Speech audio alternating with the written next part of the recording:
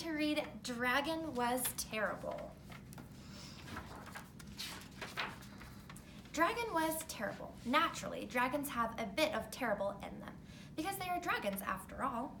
But this dragon here was super terrible.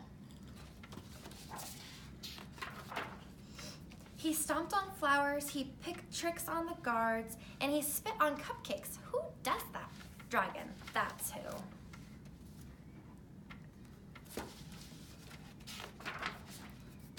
That's not all. He scribbled in books, he threw sand, and he took candy from baby unicorns. Honestly, that is terrible.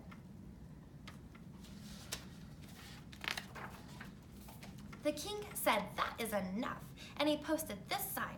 Brave knights, whoever shall tame the terrible dragon shall be rewarded with a gift. It shall be a nice gift.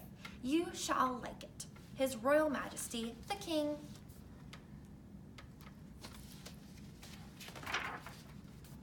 Knights lined up to show off their dragon taming skills. They all failed miserably, and Dragon just grew more terrible.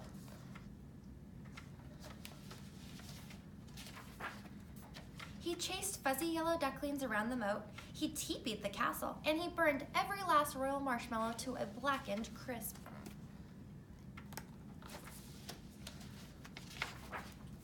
The villagers said, that is enough, and they posted this sign.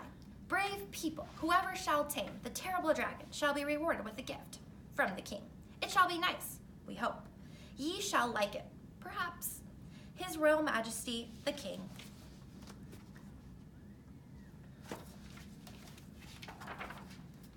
Ordinary blokes and lassies lined up to try their hand at taming the dragon. They all failed, embarrassingly so. And just when they thought it wasn't possible, Dragon grew more terrible.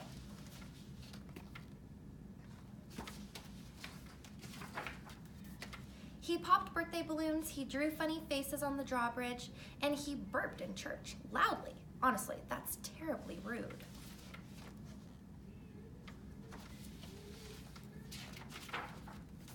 A boy wearing a feathered cap said, that is enough, and was determined. He thought he would try.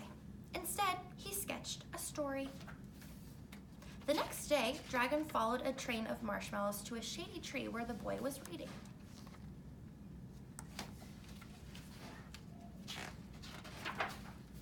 The boy spied the dragon out of the corner of his eye and began to read aloud in a booming voice. And then the brave dragon swooped in to save the princess, he said. Dragon stopped in his tracks.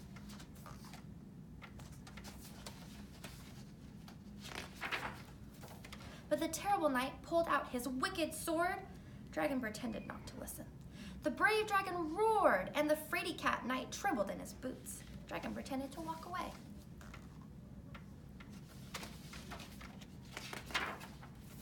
A crowd began to gather, and Dragon took cover in a tree. The boy continued reading, page after page after page, until...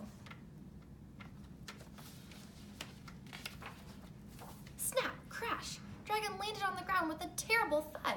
The crowd gasped. The dragon roared.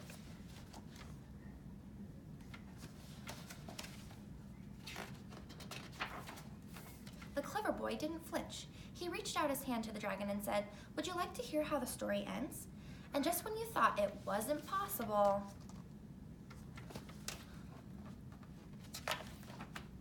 Dragon smiled, and he took a seat beneath the tree with the other children. Honestly, it was terribly adorable.